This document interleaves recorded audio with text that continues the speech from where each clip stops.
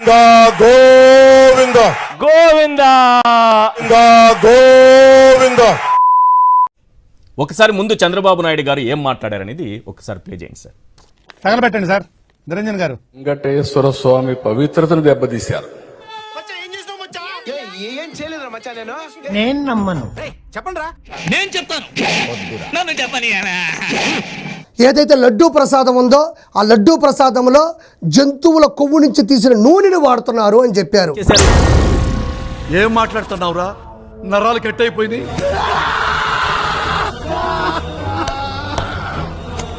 జంతువుల కొవ్వు కలిపారు. ఇది గత ప్రభుత్వంలో జరిగింది. అస్సలు నమ్మకండి సార్. ఎవరిది? నిన్న? అవును సార్. బుద్ధి ఉండాలి. కడుపుకు అన్నం తింటారా, గడ్డి తింటారా? వీళ్ళు చెప్పండి. 7 కొండల వాడిని అవమానం చేసినట్టే కదా ఇది. నెయ్యికి బదులుగా యానిమల్ ఫ్యాట్ ని వాడారు. యానిమల్ ఫ్యాట్ దాన్ని ఉపయోగించి లడ్డూనైతే తయారు చేశారు. గీక్ బదులు పశువుల కొవ్వే కలుపుతున్నాం. ఇప్పుడు ఇదే టేస్ట్. ఆ క్షణం నా చేతిలో కత్తుంటే వాడి బాడీ పంచకోట శ్మశానంలోను, నా బట్టలు చెంచలు కూడా జైల్లోనూ ఉండేది. పశువుల కొవ్వు కలుపుతున్నారా? ఇది తెలియక మన ఊళ్ళో వాళ్ళంతా లొట్టలేసుకుంటూ ఫోన్ చేస్తున్నారు కదరా. ఈ నిజాన్ని తెలుసుకుని కన్నీళ్లు పెట్టుకుంటున్నారు.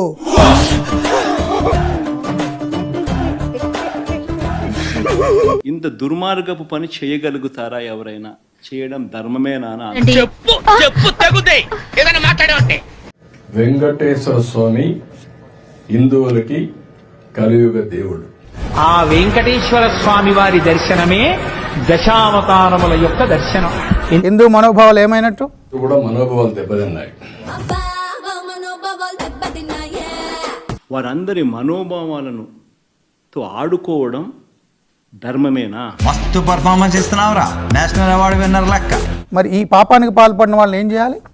ఏం చదవటం సార్? చెప్పు తీసుకొట్టండి సార్. కేవలం మన స్టేట్ లోనే కాదు, ఇది ఆల్ ఓవర్ ఇండియా సెన్సేషన్ అయి కూర్చుంది. ఆయన ఒంటి మీద ఒక్క గీత కనపడ్డా నీ తల్లి రాష్ట్రం అంతా బొగ్గుమంటే చెప్తున్నా. ఎవరు ఊహించలేదు. ఊహించలేకపోయావా? నేను అంతేరా, ఎవరి ఊహలకి అందరు. దట్ ఈస్ విశ్వాసం. అర్థం కావట్లేదు ఎవరికి కూడా. అర్థం కాలేదా? అర్థం కాదులే. ఎవరైనా వెంకటేశ్వర స్వామికి అపచారం తలపెడితే స్వామివారి లడ్డూలో ఇలాంటి కలిపితే ఏమవ్వాలి? గరుడ పురాణం ప్రకారం అవిసి శిక్ష ఉంటుంది. చాలా నరకం అది, మామూలు నరకం కాదు. పోతారు, మొత్తం పోతారు. నెక్స్ట్ జన్మలో కాదు, ఈ జన్మలోనే పనిష్మెంట్ ఇస్తాడని. పెద్ద వార్నింగ్ ఇది. నాకు భయం అవుతుందిరా. కక్కుర్తికి కూడా అద్దులుంటాయి. కక్కుర్తి కూడా అద్దులు లేకుండా ప్రవర్తించి మీకు అసలు సిగ్గు, శరం, బుద్ధి, జ్ఞానం, రోషం, పౌరుషం, మానం, మర్యాద ఏమైనా ఉన్నాయా? ఎవరైనా సరే తప్పు చేస్తే శిక్షించాల్సిందే. అంతేనా గురువుగారు? అవును, నీ అంతే. మనసు మార్చుకోరా. పట్టుదలొస్తే డ్రైరే మార్చుకోను. ఏదో మనసంతా. కొన్ని కోట్ల మంది వెంకటేశ్వర స్వామి భక్తులు దేశవ్యాప్తంగా కాదు, ప్రపంచవ్యాప్తంగా ఉన్నారు. 10 కోట్ల మంది జనం సొంతం చేసుకున్న గుండె రాదే. ఈ రిపోర్ట్ చూస్తే ఈ రిపోర్ట్ లో కూడా ఏమని కనిపిస్తా ఉంది? వెంకటేశ్వర స్వామికి ఇచ్చిన నెయ్యిలో చాప నూనె కూడా కలిపారు. నాకు మంత్రాలు రావు కాబట్టి సరిపోయింది, కానీ వచ్చుంటే మిమ్మల్ని చెప్పించుండేవంటరా. Number 3 palm oil and beef tallow. అంటే ఏమిటి? గొడ్డు మాంసం. భగవంతుడా.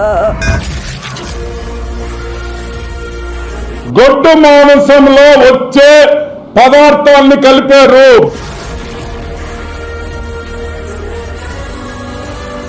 ఎప్పుడు కూడా తిరుమల పవిత్రతని ఎవ్వరు అపవిత్రం చేద్దామనుకున్నా ఆయన నిజరూప దర్శనం గురువారం ఉంటుంది. కానీ ఇలాంటి పిచ్చి వేషాలు వేస్తే కలియుగ వెంకటేశ్వరుడు మట్టిలో కలిపేస్తాడు. అందరినీ గుర్తుపెట్టుకోండి.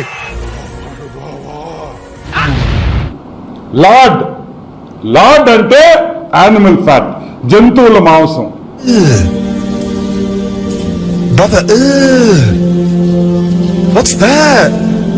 అవి ఏ జంతువులో మనకు తెలీదు. కుక్కలు కావచ్చు, నక్కలు కావచ్చు, పిల్లులు కావచ్చు, కుళ్ళిపోయిన కుక్క పిల్లలు కావచ్చు.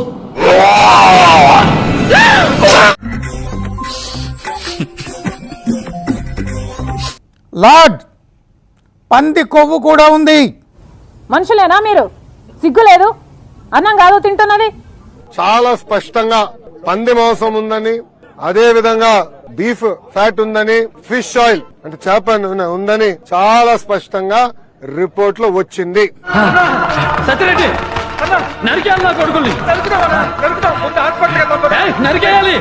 ఎప్పటి వరకు జంతువుల కొవ్వు నూనె కలిపారు అంటే ఈ జగన్మోహన్ రెడ్డికి ఎంత కొవ్వు పట్టింది?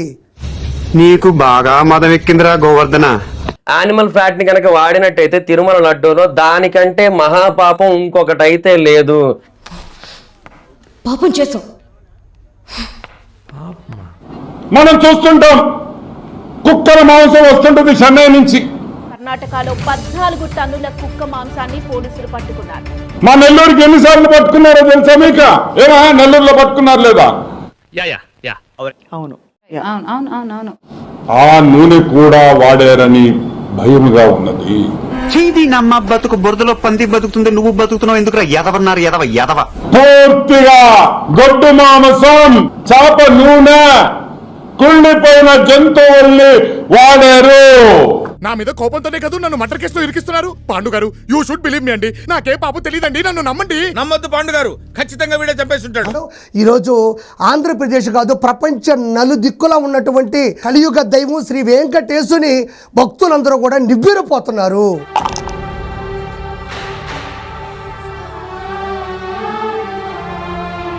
మరి జంతువుల కొవ్వు కలిపినోడు పైన కేసు పెట్టారా లేదా? నేను కన్ఫర్మ్ చేస్తున్నాను, వీడే కాల్ చేయి. అన్నదానంలో నాణ్యత లేదు, తిరుమల లడ్డులో నాణ్యత లేదు, లడ్డు సైజ్ కూడా పడిపోయింది. ఏంటమ్మా ఏంటి అన్యాయం? ఓహో, అంటే ఇప్పుడు ఈ పాయింట్ మీద కూడా నన్ను ఉతుకుతావా?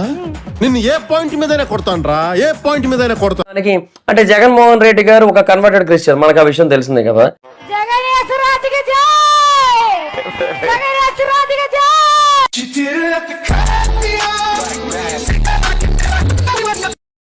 సో ఆ గవర్నమెంట్ అండర్ లో ఉన్నప్పుడు కావాలని ఇలా చేయడం జరిగింది అనే పాయింట్ ఒకవైపు వినిపిస్తుంది.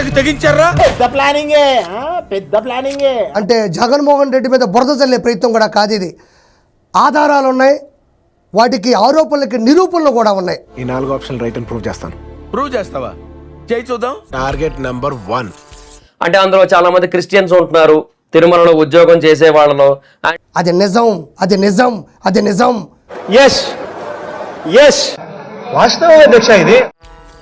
నెంబర్ 2. అండ్ తిరుమల కొండ మీద కూడా 1-2 సార్లు ప్రచారాలు జరుగుతున్నాయి, అన్యమత ప్రచారాలు. తిరుమలలో అన్యమత ప్రచారానికి పాల్పడిన పాస్టర్ సుధీర్ ను పోలీసులు అరెస్ట్ చేశారు. అన్యమత ప్రచారాన్ని కొండ మీద విస్తృతంగా వ్యక్తపరిచారు. కోట్ల మంది భక్తుల మనోభావాలను దెబ్బతీసే విధంగా టీటీడీ అధికారిక వెబ్సైట్లో అన్యమత ప్రచారం జరగడంతో వివాదం రాజుకుంది.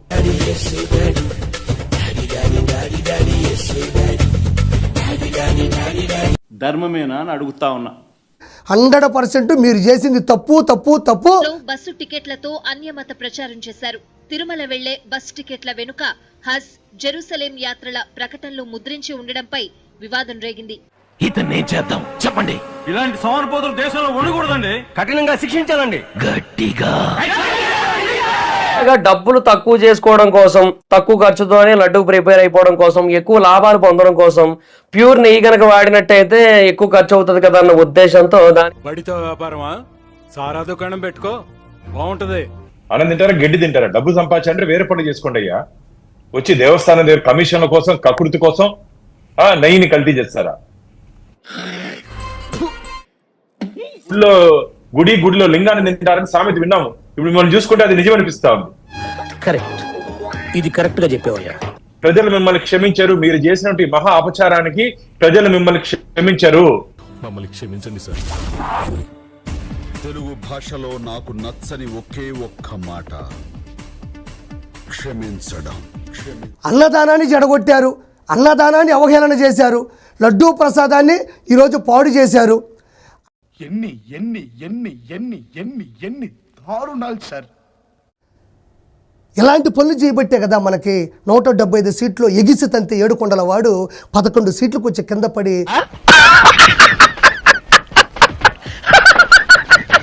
గుర్తుపెట్టుకో జగన్మోహన్ రెడ్డి, నువ్వు జీవితంలో ఎప్పటికీ కూడా మరోసారి చీఫ్ మినిస్టర్ కాలేవు. ఏమిటి అంత మాట అన్నారు? ఇవిగో చూడండి, నాలుగు మీద మచ్చలు. నా వాక్కు భరిస్తుంది. నేను చెప్తాను, గుర్తుపెట్టుకో.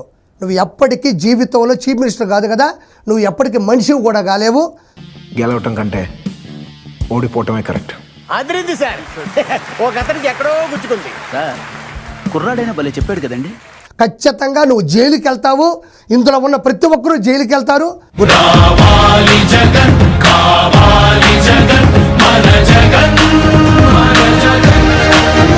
నేను పాదయాత్ర చేస్తున్నప్పుడు చంద్రగిరి నియోజకవర్గంలో ఏడుకొండల వైపు చూసి ఆనాటి ముఖ్యమంత్రి జగన్మోహన్ రెడ్డి గారు చెప్పా, ఏడుకొండల జోలికి వెళ్ళొద్దు, మీరు సర్వనాశనం అవుతారని. కానీ వినలేదు.